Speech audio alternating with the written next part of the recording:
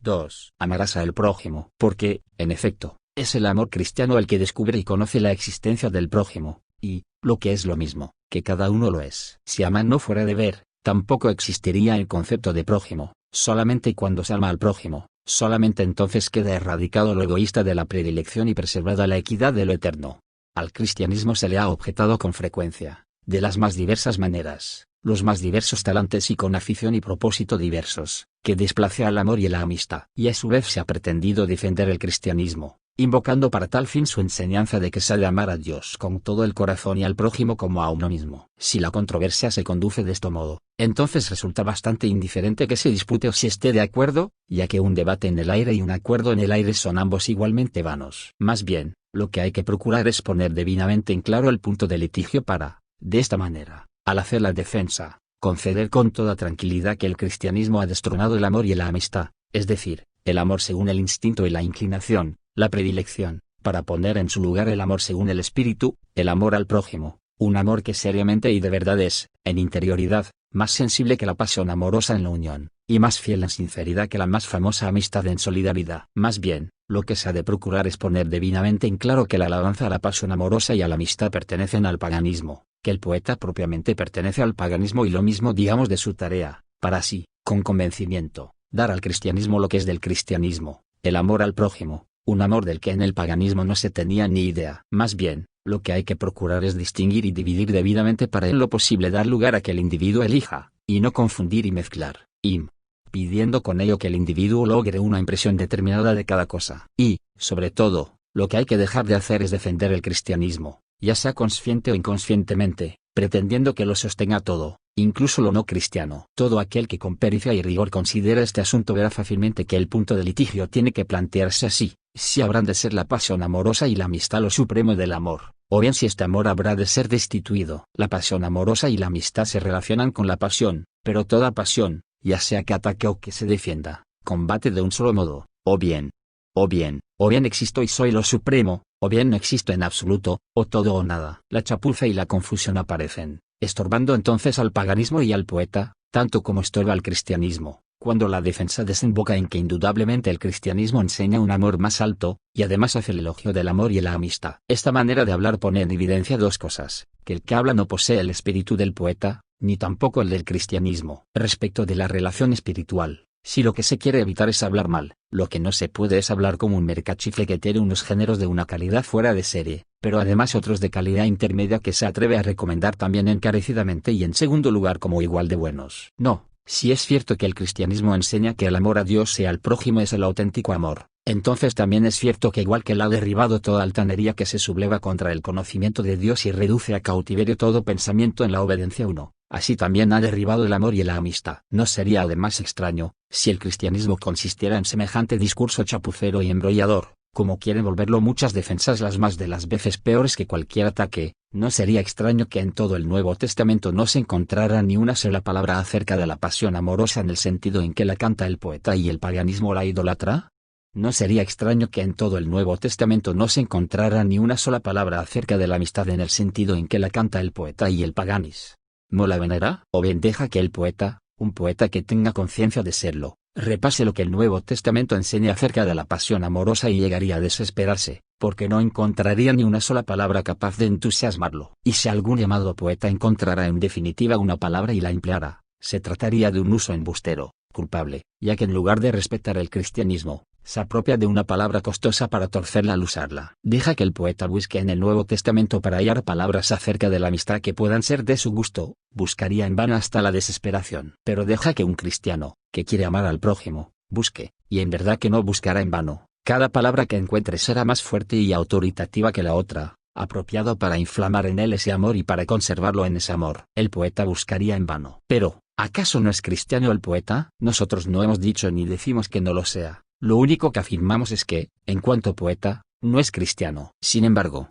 hay que diferenciar, pues sin duda también serán poetas piadosos. Mas estos no cantan la pasión amorosa y la amistad, sus cantos son en alabanza de Dios, acerca de la fe y la esperanza y la caridad. Estos poetas tampoco cantan el amor en el sentido que el poeta canta la pasión amorosa, porque el amor al prójimo no quiere ser cantado, sino cumplido. Aunque no hubiera otra cosa que impidiese al poeta cantar el amor al prójimo, le bastaría el hecho de que junto a cada palabra del libro sagrado pone con letra invisible un lema molesto para él. Ve y ponlo en práctica. 2. ¿Puede sonar esto como una exhortación al poeta, que le anima a cantar? Por tanto, el caso del poeta piadoso es un caso especial. En cambio, acerca del poeta profano es válido que, en cuanto poeta, no es cristiano. Y sin embargo, es sin duda alguna en el poeta profano en quien pensamos cuando por lo común hablamos del poeta. El hecho de que el poeta viva dentro del cristianismo no cambia nada la cuestión. A nosotros no nos toca decidir si él es cristiano, mas en cuanto poeta no es cristiano. Claro que podría parecer que, porque la cristiandad ha subsistido ya durante tantísimo tiempo, habrá tenido, de seguro, que penetrar toda circunstancia y a todos nosotros. Pero esto es una alucinación. Y que el cristianismo haya subsistido durante tantísimo tiempo no quiere decir, ni mucho menos, que seamos nosotros los que hemos vivido tanto o que hayamos sido cristianos desde hace tantísimo tiempo. Cabalmente la existencia del poeta dentro de la cristiandad y el puesto que en ella se le concede, pues la crudeza y los ataques envidiosos de que es objeto no son, desde luego, ninguna objeción o reserva cristianas contra su existencia, constituyen una seria advertencia acerca de todo aquello que ha sido admitido por adelantado y de nuestra fácil tentación a imaginarnos que estamos muy adelantados respecto de nosotros mismos. Ay, pues en tanto que apenas se prestan oídos a la predicación de lo cristiano, todos escuchamos atentamente al poeta, lo admiramos, aprendemos de él, fascinados con él. Ay, en tanto que rápidamente se olvida lo que el sacerdote ha explicado, con cuánta exactitud y durante cuánto tiempo no se recordará lo que el poeta ha dicho, especialmente lo que ha dicho por medio del actor. Con esto no se quiere decir que, recurriendo quizá a la violencia, tengamos que procurar deshacernos del poeta, pues con ello lo único que se ganaría es una nueva alucinación. ¿De qué serviría que no hubiera ningún poeta si en la cristiandad hay tantísimos que descansan en la comprensión de la existencia en la que el poeta gobierna, tantísimos que echan de menos al poeta? Ni tampoco se exige del cristiano que, en un afán ciego e incierto, llevara las cosas a tal extremo que ya no pudiera tolerar leer a un poeta, de la misma manera que tampoco se exige del cristiano que no coma con los demás los alimentos de costumbre o que tenga que vivir apartado de los demás seres humanos en un recinto aislado. No. Pero el cristiano debe comprender todo de un modo distinto que el no cristiano, debe comprenderse a sí mismo sabiendo distinguir. Un ser humano no sería capaz de vivir exclusivamente y a cada instante en las supremas ideas cristianas, de la misma manera que tampoco podría no alimentarse de nada más que de lo que hay en la mesa del Señor. Deja por eso existir al poeta, deja que este determinado poeta sea admirado como se merece, si realmente es así, pero deja también que el individuo que pertenece a la cristiandad verifique su convencimiento cristiano mediante esta prueba.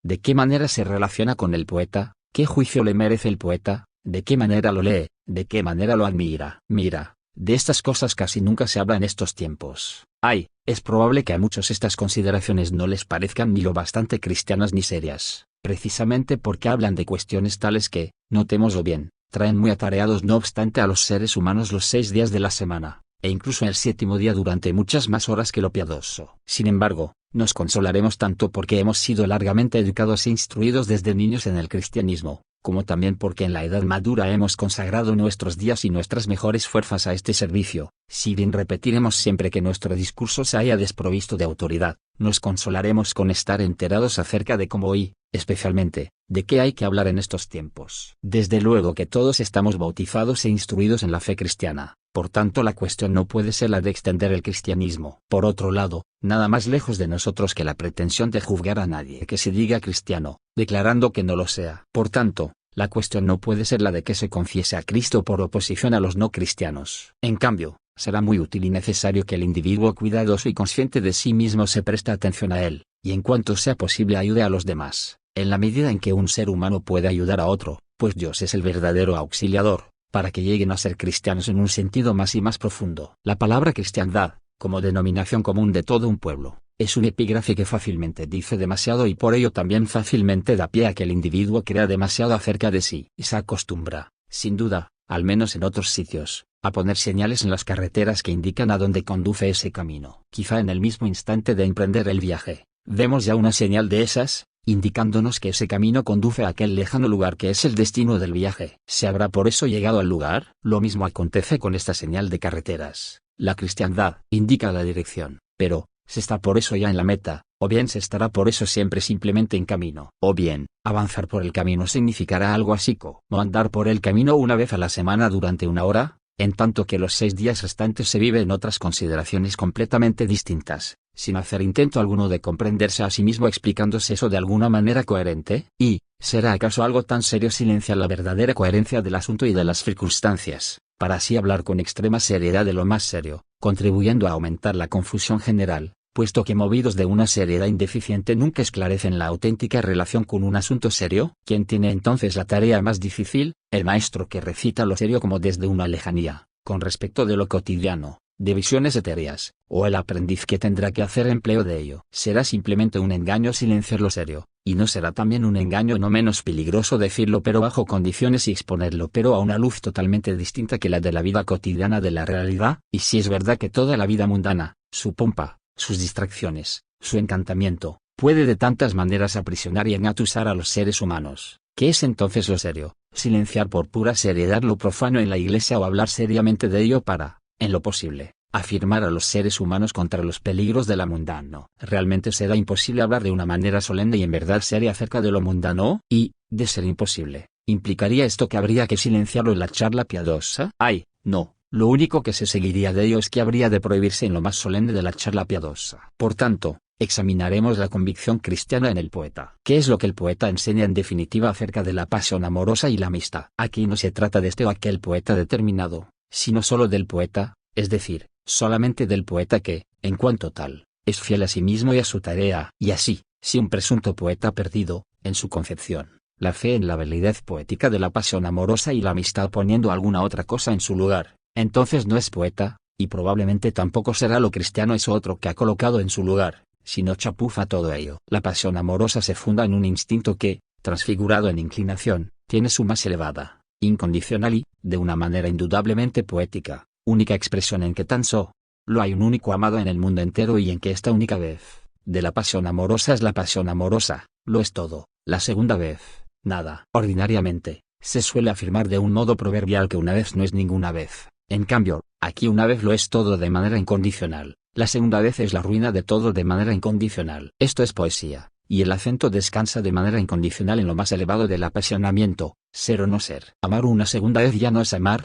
y para la poesía representa una atrocidad. Si un presunto poeta pretendiera hacernos creer que la pasión amorosa puede repetirse en el mismo ser humano, si un presunto poeta se ocupara de sabiondas estupideces, que probablemente vaciarían el enigma de la pasión en los porqués de la prudencia sabionda, entonces no sería poeta. Ni tampoco aquello que él ponga en el lugar de lo poético será lo cristiano. El amor cristiano enseña a amar a todos los seres humanos, a todos de manera incondicional. Así de incondicional y firmemente como la pasión amorosa arrastra en la dirección de que solamente hay un único amado, así de incondicional y firmemente arrastra el amor cristiano en la dirección opuesta. Si en relación con el amor cristiano se pretendiera hacer una excepción con un solo ser humano, al que no se quisiera amar, entonces resultaría que no solo semejante amor no sería además amor cristiano, sino que no sería amor cristiano en absoluto. Y, sin embargo, es esta poco más o menos la confusión en la pretendida cristiandad. Los poetas han aflojado la pasión de la pasión amorosa que cantan, ceden aflojando la tensión de la pasión, rebajan, incrementando, y opinan que un ser humano, en el sentido de la pasión amorosa, puede amar varias veces, de suerte que también se den muchos seres amados. El amor cristiano cede, aflojando la tensión de la eternidad,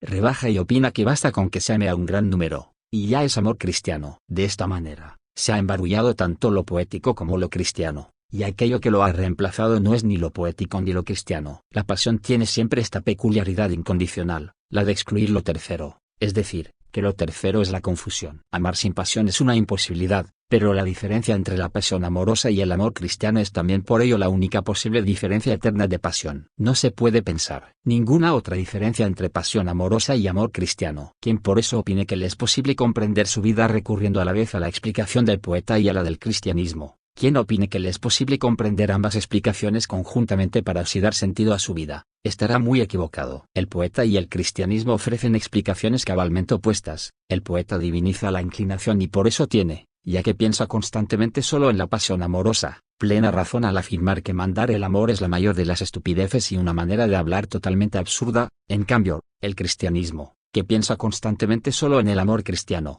tiene también plena razón al destronar la inclinación y poner en su lugar el asde. El poeta y el cristianismo ofrecen explicaciones cabalmente opuestas, o mejor dicho, el poeta propiamente no explica nada, pues explica el amor y la amistad por enigmas, explica el amor y la amistad como enigmas. en tanto que el cristianismo esclarece eternamente el amor. Con esto se vuelve a poner de manifiesto que resulta imposible vivir a la par según las dos explicaciones, puesto que el contraste máximo posible entre ambas explicaciones consiste en que la una no es ninguna explicación y la otra es la explicación. Por eso mismo el amor y la amistad, como los entiende el poeta, no contienen tampoco ninguna tarea moral. El amor y la amistad son dicha, son una dicha, la suprema dicha, entendiéndolo poéticamente, y de seguro que el poeta se comprende magníficamente en la dicha, esa de enamorarse, de encontrar ese único amado, es una dicha casi tan grande la de encontrar ese único amigo. En este caso, la tarea podrá consistir, a lo sumo, en estar de veras agradecido por la dicha que se tiene. Por el contrario, la tarea nunca podría consistir en haber de encontrar ese amado o ese amigo. Esto,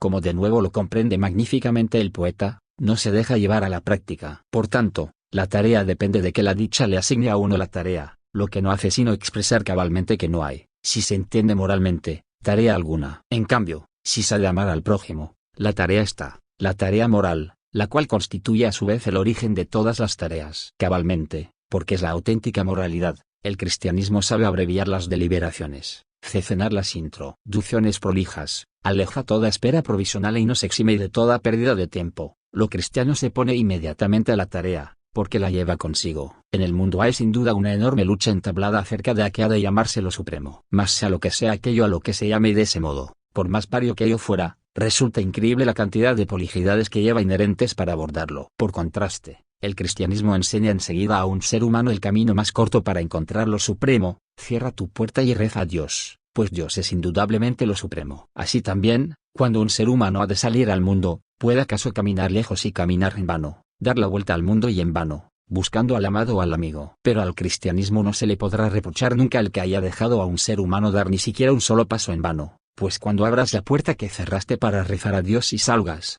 entonces el primer ser humano que te topes será tu prójimo, a quien has de amar. Asombroso. Una muchacha busca quizá curiosa y supersticiosamente saber su futuro destino, ver a su futuro novio, y la sagacidad engañosa la hace imaginarse que cuando haya hecho esto, aquello o lo de más allá, ella le conocerá a él por ser el primero que verá tal o cual día. ¿Acaso será tan difícil lograr ver al prójimo? No, a no ser en el caso de que uno se impida a sí mismo el verlo, ya que el cristianismo ha hecho eternamente imposible equivocarse con él. No hay en el mundo entero un solo ser humano que con tanta seguridad y facilidad pueda ser conocido como el prójimo. Nunca podrás tomarle por ningún otro, pues el prójimo son de seguro todos los seres humanos. Y si tomas a otro ser humano por el prójimo, entonces la equivocación no radica en esto, pues el otro ser humano también es sin duda el prójimo. La equivocación radica en ti, en que no quieres comprender quién es el prójimo. Con lo que no se trata de ninguna equivocación el que en la oscuridad salves la vida de un ser humano, creyendo que es tu amigo, si bien era tu prójimo. Ay, cabalmente la equivocación estaría, por el contrario, en el hecho de que solamente quisieras salvar a tu amigo. Y si es tu amigo el que se lamenta de que tú,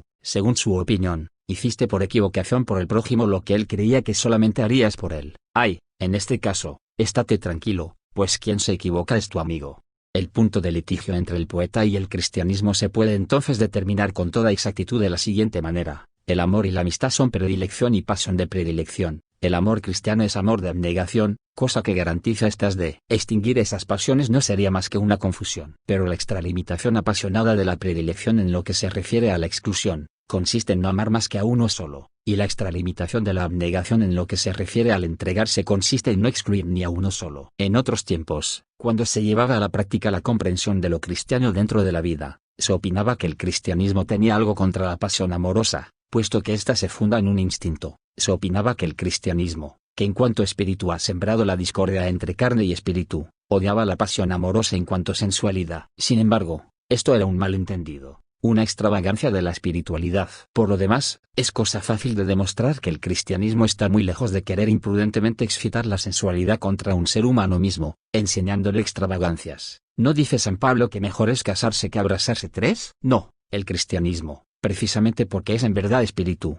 entiende por lo sensual algo distinto de esto que se llama lo sensual, sin más ni más, y de la misma manera que no ha prohibido a los seres humanos comer y beber, así tampoco se ha llamado a escándalo a propósito de un instinto que el ser humano, desde luego, no se ha dado a sí mismo. Por lo sensual, lo carnal, el cristianismo entiende lo egoísta. Tampoco se puede concebir una lucha entre espíritu y carne, a no ser que se dé un espíritu rebelde, puesto del lado de la carne, contra el cual tenga que luchar el espíritu, de tal manera que no se puede, sin duda, concebir una lucha entre el espíritu y una piedra. o entre el espíritu y un árbol. Por tanto, el amor de sí es lo sensual. Y precisamente por eso el cristianismo desconfía del amor y de la amistad, porque la predilección en la pasión, o la predilección apasionada, propiamente no es sino otra forma de amor de sí. Mira, esto es algo que el paganismo tampoco soñó jamás. Porque el paganismo no ha sospechado nunca el amor de la abnegación al prójimo, a quien se ha de amar. Por eso hizo la siguiente división del amor. El amor de sí es repugnante, puesto que es amor de sí, mientras que la pasión amorosa y la amistad, que son predilección apasionada, son amor. Pero el cristianismo, que ha puesto de manifiesto lo que es el amor, hace una división distinta. El amor de sí y la predilección apasionada se convierten esencialmente en una sola cosa, mientras el amor al prójimo es el amor. Amar al amado, dice el cristianismo, eso es amar, y añade, ¿acaso no hacen eso mismo también los paganos? 4. Amar al amigo, eso es amar, dice el cristianismo, y añade, ¿acaso no hacen eso mismo también los paganos? Por tanto, no sería sino un malentendido el que alguien opinara que la diferencia entre paganismo y cristianismo consiste en que el amado y el amigo son amados en el cristianismo de una manera fiel y tierna diferente por completo del paganismo. ¿Acaso no nos ofrece también el paganismo ejemplos tan perfectos de la pasión amorosa y la amistad, que el poeta en su enseñanza siempre vuelve a ellos? Pero nadie amaba al prójimo en el paganismo, ninguno sospechaba que existiera. Por eso, lo que el paganismo llamaba amor en oposición al amor de sí, era predilección. Ahora bien, si la predilección apasionada es esencialmente otra forma de amor de sí, entonces se vuelve a comprobar la verdad de la declaración de los venerables padres. Las virtudes de los paganos son vicios espléndidos, fin como mostraremos ahora cómo la predilección apasionada constituye otra forma del amor de sí, y cómo, por el contrario, el amor de la abnegación ama al prójimo, a quien se ha de amar. Igual de egoístamente que el amor de sí cierra filas en torno de ese único sí mismo, por lo que se constituye en amor de sí. Así de egoístamente cierran filas la predilección apasionada de la pasión amorosa en torno a ese único amado, y la predilección apasionada de la amistad en torno a ese único amigo. Por esta razón al amado y al amigo se los llama, de un modo bastante notable e ingenioso, el otro mí mismo, el otro yo, pues el prójimo es el otro tú, o más exactamente el tercero de la equidad. El otro mí mismo, el otro yo. Mas, ¿dónde radica el amor de sí? Radica en el yo, en el mí mismo. Entonces, ¿no aguijoneará también el amor de sí cuando ama al otro mí mismo, al otro yo? Verdaderamente, no sería necesario ser un gran conocedor de los seres humanos para, siguiendo esta pista, hacer a propósito de la pasión amorosa y de la amistad descubrimientos inquietantes para los demás y humillantes para uno mismo. El fuego que hay en el amor de sí es de autoinflamación. El yo se prende fuego a sí mismo, pero en la pasión amorosa y en la amistad, poéticamente entendidos, hay también autoinflamación. Ciertamente se dice que los celos solamente alguna vez se muestran y entonces, sí, de manera malsana, pero de esto no se sigue que no estén siempre en la raíz del amor y la amistad. Prueba a situar al prójimo, a quien se ha de amar, como determinación intermedia entre el amante y el amado. Sitúa al prójimo, a quien se ha de amar, como determinación intermedia entre el amigo y el amigo, y verás los celos al instante. Y sin embargo, el prójimo no es precisamente sino la determinación intermedia de la abnegación, que se interpone entre el yo del amor de sí y el yo, pero también entre el yo de la pasión amorosa y de la amistad y el otro yo, que es amor de sí. El caso del desleal que quiere desembarazarse del amado o quiere dejar al amigo en la estacada, lo vio también el paganismo, lo ve el poeta. Pero que esa entrega con la que el amante se entrega a ese único, reteniéndolo así, que eso es amor de sí, eso simplemente lo ve el cristianismo. ¿Y cómo pueden ser, sin embargo, amor de sí la entrega y el abandono ilimitado? Sí que pueden, cuando significan entrega al otro yo, al otro mí mismo. Supongo que un poeta describe cómo ha de darse la pasión amorosa en un ser humano para que él pueda llamarlo pasión amorosa. Mencionaría muchas cosas en las que no podemos demorarnos aquí, pero añadiría: y además debe haber admiración, el amante debe admirar al amado. En cambio, el prójimo jamás ha sido presentado como objeto de admiración. El cristianismo nunca ha enseñado que haya que admirar al prójimo, se la ha de amar. Por tanto, en la relación amorosa tiene que haber admiración, y cuanto más intensa, cuanto más fogosa, mejor, dice el poeta. Desde luego que admirar a otro ser humano no es seguramente amor de sí, pero ser amado por el único que uno admira, no revertirá esta relación de un modo egoísta en este yo, que ama a su otro yo. Y lo mismo acontece con la amistad. Admirar a otro ser humano no es seguramente amor de sí, pero ser el único amigo del único admirado, no revertirá esta relación de un modo sospechoso en el yo, del cual partimos. No significaría, como si dijéramos, el peligro del amor de sí el hecho de tener un único objeto de admiración, en tanto que este único admirado le hace a uno, a su vez, objeto único de su pasión amorosa o su amistad. Por el contrario, amar al prójimo es el amor de la abnegación, y la abnegación ahuyenta cabalmente toda predilección, lo mismo que ahuyenta todo amor de sí. De no ser así, también la abnegación haría diferencias y alimentaría predilección por la predilección. Este es, al menos, aunque no tuviera otro consigo. El egoísmo de la predilección apasionada, que hay en ella una voluntariedad consciente o inconsciente.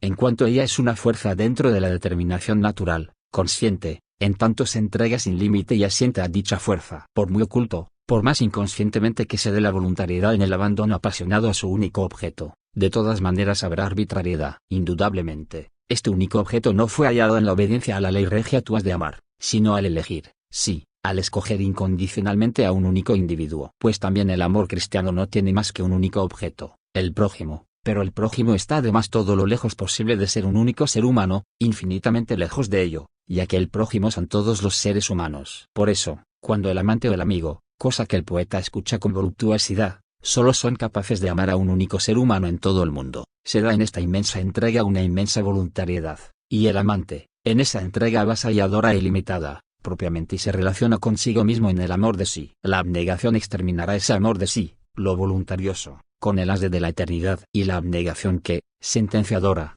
penetra para poner a prueba el amor de sí, también tiene cabalmente doble filo, de modo que corta por igual de ambos lados. Ella sabe muy bien que hay un amor de sí al que hay que llamar amor de sí desleal, pero también sabe entera e igualmente bien que hay un amor de sí al que hay que llamar devoto amor de sí. Por tanto, la tarea de la abnegación es en sí doble, relativamente a la diferencia entre ambas variedades. En relación al amor de sí desleal, que pretende sustraerse, la tarea es, entrégate. En relación al amor de sí devoto, la tarea es, renuncia a esta entrega. Y lo que complace indescriptiblemente al poeta es que el amante diga, me es imposible amar a ningún otro, solo a ti, no puedo dejar de amar, no puedo renunciar a este amor, eso sería mi muerte. Muero de amor. Esto no le complace a la abnegación en absoluto, ni tolera en modo alguno que semejante entrega sea honrada con el nombre del amor, ya que es amor de sí. Así, la abnegación empieza por un juicio, y luego pone la tarea, ama al prójimo, a él has de amar. En todas partes donde se encuentre el cristiano, se encuentra también la abnegación, que es la forma esencial del cristianismo. Para relacionarse con lo cristiano uno debe en primer lugar volverse sobrio, mas la abnegación es cabalmente la transformación por la que un ser humano se vuelve sobrio en el sentido de la eternidad. En cambio, en todas partes donde no se encuentre lo cristiano,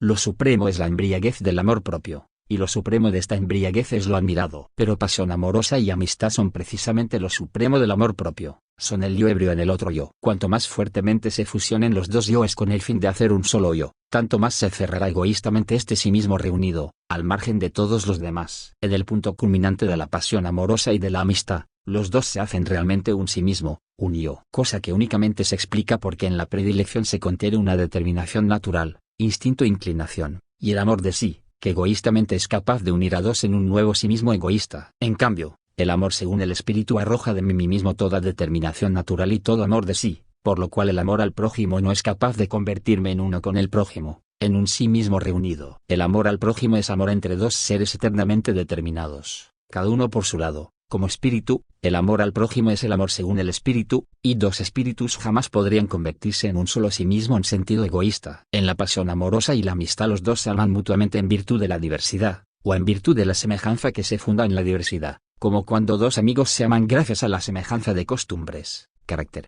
ocupación, educación, etc. Por tanto, gracias a la semejanza mediante la cual son distintos de los demás seres humanos, o en la cual se asemejan mutuamente en cuanto distintos de los demás seres humanos, y esta es la razón de que ambos puedan convertirse, en sentido egoísta, en un solo sí mismo. Ninguno de ellos es todavía, él mismo, la determinación de sí mismo según el espíritu, ninguno de ellos ha aprendido todavía a amarse cristianamente a sí mismo. En la pasión amorosa, el yo está determinado de un modo senso-anímico espiritual, el amado es una determinación senso-anímico espiritual. En la amistad el yo está determinado de una manera anímico espiritual, el amigo es una determinación anímico espiritual. Solo en el amor al prójimo el sí mismo que ama está determinado como espíritu de una manera puramente espiritual, y el prójimo es una determinación puramente espiritual. Por eso al amor y a la amistad en modo alguno se les puede aplicar válidamente lo que se dijo al principio de este discurso, que solo se necesita un ser humano, que sea reconocido como prójimo, para curar al ser humano del amor de sí, siempre que ame en ese ser humano al prójimo, pues en el amado y al amigo no se ama de seguro al prójimo, sino al otro yo, o se ama, una vez más y en mayor grado todavía, al primer yo. Con frecuencia acontece como si el ser humano, por más que el amor de sí sea lo condenable, no tuviera sin embargo la fuerza suficiente para estar solo en lo que toca al amor de sí. Este no se revelara de veras hasta que no fuera hallado el otro yo, encontrando los dos yoes en esta solidaridad la fuerza para el amor propio del amor de sí. Muy equivocado, pues, estaría quien opinara que un ser humano había aprendido el amor cristiano al enamorarse o habiendo encontrado un amigo. No, en el caso de alguien que estuviera enamorado, y de tal modo que el poeta declarara acerca de él que estaba realmente enamorado, sí, entonces el mandamiento del amor podría cambiarse un poco refiriéndose a él, y aún así decir lo mismo. El mandamiento del amor podría decirle, ama a tu prójimo como amas al amado. Y sin embargo, no ama acaso al amado como a sí mismo, que es lo que el mandamiento, hablando del prójimo, manda. Ciertamente, eso es lo que hace, mas el amado que él ama como a sí mismo no es el prójimo, el amado es el otro yo. Ya sea que hablemos del primer yo, como del otro yo, con ello no nos habremos acercado ni un paso al prójimo, pues el prójimo es el primer tú. El que se ama a sí mismo en el sentido más estricto, ama también en el fondo al otro yo, pues el otro yo es él mismo. Y sin embargo, resulta evidente que esto es puro amor de sí. Mas en el mismo sentido es amor de sí amar al otro yo, como al amado o al amigo. Y como el amor de sí, en el sentido más estricto, ha sido llamado divinización de uno mismo, así también la pasión amorosa y la amistad, como los entiende el poeta, y con su comprensión este amor se mantiene y cae, son idolatría. Porque, a fin de cuentas, el amor de Dios es lo decisivo, de él brota el amor al prójimo, algo que el paganismo no sospechaba. Se omitió a Dios, se convirtió la pasión amorosa y la amistad en amor, aborreciendo el amor de sí. Mas el mandamiento del amor cristiano manda amar a Dios sobre todas las cosas, y entonces amar al prójimo. En la pasión amorosa y la amistad la determinación de intermedia es la predilección, en el amor al prójimo la determinación intermedia es Dios. Ama a Dios sobre todas las cosas, entonces amarás también al prójimo y en el prójimo a cada ser humano. Solo amando a Dios sobre todas las cosas puede amarse en el otro ser humano al prójimo. El otro ser humano, ese es el prójimo, que es el otro ser humano en el sentido en que el otro ser humano es cada uno de los otros seres humanos. Y entendiendo así las cosas es como tenía razón el discurso cuando, al comienzo, afirmaba que si un ser humano ama al prójimo en otro único ser humano, entonces está amando a todos los seres humanos. Por esta razón, el arnor al pénjimo es la equidad eterna en el amar, mas esta eterna equidad es lo contrario de la predilección. Esto no necesita de una prolija exposición. La equidad cabalmente consiste en que no se discrimine, y la equidad eterna consiste en que no se discrimine incondicionalmente en lo más mínimo, en que limitadamente no se discrimine en lo más mínimo. En cambio, la predilección consiste en discriminar, y la predilección apasionada, en discriminar ilimitadamente. Pero, ¿acaso el cristianismo, en tanto que con su has de amar destronó la pasión amorosa y la amistad, no ha colocado en su lugar algo mucho más alto? Algo mucho más alto. Pero hablemos con cautela, con la cautela de la ortodoxia. Ha habido muchas maneras de embrollar el cristianismo, y entre ellas se incluye el llamarlo lo supremo, lo más profundo, dando a entender que lo puramente humano se relaciona con lo cristiano como lo alto o lo superior con lo supremo y lo altísimo. Ay, pero este es un modo engañoso de hablar, que falsa e indecorosamente deja al cristianismo congraciarse, de manera oficiosa, con el afán de saber humano o la curiosidad. Pero existirá algo que el ser humano, en cuanto tal, es decir, algo que el ser humano natural apetezca más que lo supremo. Basta que un mercader de novedades pregone su última novedad como lo supremo para que consiga alegremente prosélitos en este mundo, que desde tiempo inmemorial ha tenido una indescriptible predilección por y sentido una profunda necesidad de ser engañado. No, sin duda ninguna lo cristiano es lo supremo y lo altísimo, pero de tal manera, entendámoslo bien, que para el ser humano natural representa un escándalo. Quien al determinar lo cristiano corno lo supremo omite la determinación de intermedia del escándalo, peca en contra, cornete una osadía más abominable que si el ama de casa se vistiera corno una bailarina, todavía más horrorosa que si Juan, el juez riguroso, se vistiera corno un petimetre 6. Lo cristiano en sí mismo es demasiado grave, demasiado serio en sus movimientos, como para mariposear danzando en la frivolidad de semejante discurso fácil acerca de lo superior, lo supremo y lo altísimo. El camino que lleva a lo cristiano pasa por el escándalo. Con esto no se quiere decir que el acceso a lo cristiano haya de ser el escandalizarse de ello, cosa que equivaldría, de otra manera, a que uno mismo se impidiera asir lo cristiano, pero el escándalo vigila el acceso a lo cristiano. Bienaventurado quien no se escandalice de ello. 7. Y lo mismo sucede con este mandamiento de amar al prójimo. Confiésalo simplemente, si te molesta que se hable de ese modo, bien, entonces yo confesaré que con frecuencia me ha echado para atrás y que todavía estoy muy lejos de imaginar que yo cumpla este mandamiento a la perfección, que cabalmente es escándalo para la carne y la sangre y una locura para la sabiduría. Quizás seas tú, mi querido oyente, lo que se llama alguien cultivado. Pues bien, yo también estoy cultivado. Pero si crees que con ayuda de la cultura te acercarás más a esto supremo, entonces yerras extremadamente. Y aquí reside precisamente el error, pues todos deseamos tener cultura, y la cultura tiene sin cesar lo supremo en la boca. Sí, ni siquiera un pájaro que solo hubiera aprendido una única palabra gritaría tan ininterrumpidamente esta única palabra, ni tampoco una corneja tan ininterrumpidamente su propio nombre como la cultura lo hace siempre con lo supremo. Mas lo cristiano no es en modo alguno lo supremo de la cultura, y lo cristiano justamente disciplina mediante la repulsión del escándalo. Esto lo vas a ver enseguida fácilmente, porque, ¿puede acaso a tu cultura haberte enseñado, o bien crees tú que el afán de algún ser humano por adquirir cultura le ha enseñado a amar al prójimo? ¡Ay, ay, ay! La cultura, y ese afán mediante el cual se la pretende, ¿no habrán más bien desarrollado una nueva especie de distinción, la distinción entre los cultos y los que no lo son? Atiende únicamente a lo que se dice entre la gente culta acerca de la pasión amorosa y la amistad, la igualdad en la cultura que el amigo debe tener, lo cultivada, y precisamente cultivada de una manera determinada, que la muchacha debe ser. Lee a los poetas, quienes apenas saben mantener la franqueza frente a los poderosos dominios de la cultura. Apenas ellos mismos se atreven a creer en el poder de la pasión amorosa para romper las cadenas de toda diversidad. ¿Te parece a ti que este discurso o esta poesía, o bien que una vida acorde con este discurso y esta poesía, llevaría a un ser humano más cerca de amar al prójimo? Y aquí que vuelven a estar patentes las señales del escándalo. Porque imagínate al más cultivado, a él, del que todos nosotros decimos con admiración, es alguien muy cultivado, y ahora imagínate al cristianismo diciéndole, has de amar al prójimo. Sí, una cierta cortesía en el trato, amabilidad con todos los seres humanos, una condescendencia amigable respecto de los inferiores, una postura desenfadada ante los poderosos, una libertad de espíritu bellamente comedida. Sí, esto es cultura. ¿Crees tú que eso es además amar al prójimo? El prójimo es lo equitativo. El prójimo no es el amado por quien tienes predilección apasionada, ni tampoco es el amigo por quien tienes predilección apasionada. El prójimo tampoco es, en el caso de que tú mismo seas alguien cultivado, el cultivado, con el que te igualas por la cultura, pues con el prójimo tienes la igualdad del ser humano ante Dios. El prójimo tampoco es uno más distinguido que tú, es decir, no es el prójimo en cuanto más distinguido que tú, pues amarlo en calidad de más distinguido puede muy fácilmente ser predilección y, en consecuencia, amor de sí. El prójimo tampoco es uno inferior a ti, es decir, que en cuanto inferior a ti no es el prójimo, pues amar a uno en calidad de inferior a ti puede muy fácilmente ser condescendencia de la predilección y, por tanto, amor de sí. No. Amar al prójimo es equidad. Resulta alentador que en tu relación con el distinguido hayas de amar en él a tu prójimo. Es humillante que en tu relación con el inferior no tengas que amar en él al inferior, sino que hayas de amar al prójimo. Es salvífico si lo haces, puesto que has de hacerlo. El prójimo es cada ser humano, ya que en la diversidad no es tu prójimo, ni tampoco en la igualdad contigo dentro de la diversidad con respecto a otros seres humanos. Es tu prójimo en la igualdad contigo ante Dios. Mas esta igualdad la tiene incondicionalmente cada ser humano y la tiene de manera incondicional.